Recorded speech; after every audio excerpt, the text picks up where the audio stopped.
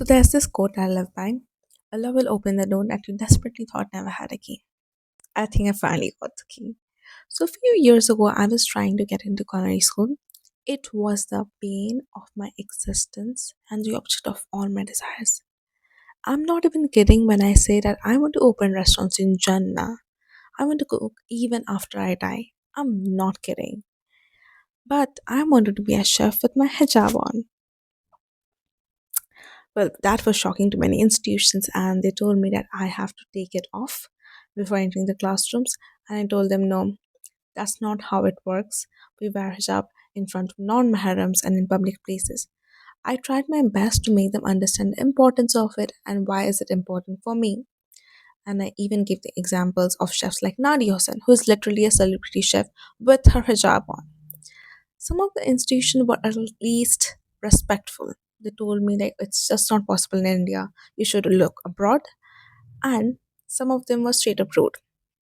One of them told me that Chef Nadia is a chef from another nation. India is a diverse country. You should adjust. What do you mean adjust, sir? India is a diverse country, so it's supposed to be easier for me to wear hijab. It's funny how we say India is a diverse country, but why are we expected to let go of the things that makes us diverse in the name of diversity? It is so weird to me. But thankfully, things are changing now because the story gets better. During this timeline of me struggling, the reality check kind of kicked in that I might not be able to go into culinary school. The situation in India looked hopeless, and I do not have the funds to move abroad. At that moment, I knew that only Allah can help me now, and I was launching the Hajj like my life depended on it because it really did at that time. And I knew that He will not abandon me because I'm being patient for God. I'm wearing my hijab for God, and I did not take it off just because my life got difficult. Some people might say that you could have just taken off your hijab if you were actually serious about being a chef. To those people, I want to say you know nothing about art. Every artist has some core values that drives them, makes them feel fulfilled. And if I would have taken off my hijab, I would have lost all the love I have for cooking. You cannot separate the art from the artist. If you remove the values from an artist, there will be no art left. Fast forward to the present times, I came across a diary where I wrote a letter to my passion. It goes something like, Dear Passion. It was so cringy, but it made me realize that I can't disappoint my younger self. I just can't. And my mom really started to encourage me to start looking again. So I was back to stage one. I started to scan the internet again, and there was this one institution that kept popping up. It was one of the first institutions that I approached, and at that time they didn't allow hijab. So I was just ignoring it. But the marketing team is so good, like it was just there all the time. My algorithm was messed up, so I thought, let me just open it, let me see what is going on there. Lo and behold, the first picture I saw on the website was a student wearing a chef's uniform with her hijab on. At first, I couldn't believe my eyes. I was like, maybe I'm seeing it wrong. This must be an advertising cake. Who will tell me? Was I speaking in Chinese like just years ago? Like, like what is going on? Who forgot to tell me? Who will tell me? I do not get my hopes too high because I have been disappointed long enough. I called up the institution the next day and asked them questions from here and there about courses and stuff. And very gently slid the question of, will you allow me to wear hijab inside the classrooms?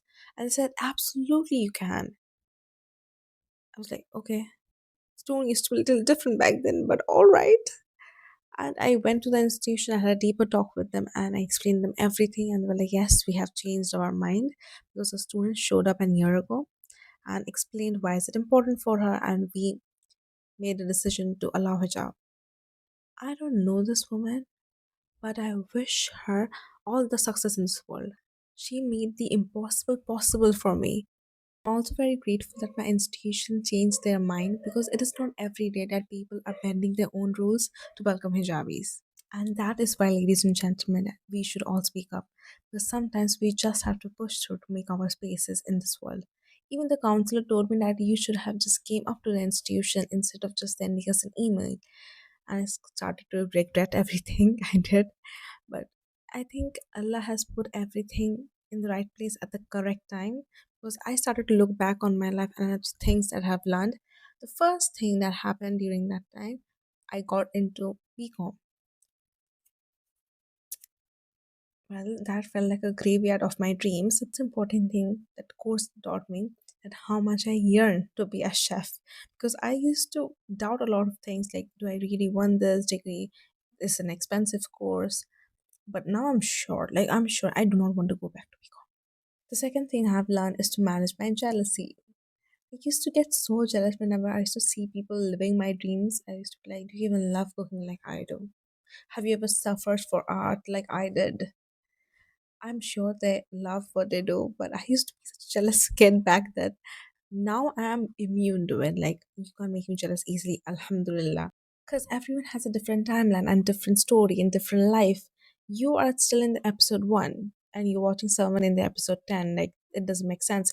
Trust me, there's no need to be jealous. Allah will write an epic story for you, I'm sure of it. The third thing that happened that I became a nutritionist and lost 30 kgs. I know, right? So I became a nutritionist in the hopes of staying in touch with food and the love I have for food. And I thought I should mix the best of both worlds. I love fitness and I love food. Let me just do both. And it was such a rewarding experience. I loved doing that. Those experiences really taught me how to be grateful and become the person I'm proud of today. It's so fascinating how Allah answered all my duas so specifically. Whenever I enter the institute, my mind is completely present, which is so weird because my mind is running 24/7. And I used to feel this restlessness in college and also in school. Like, whenever I enter the classrooms, I used to be like, when will this end? And now I'm not even thinking about time.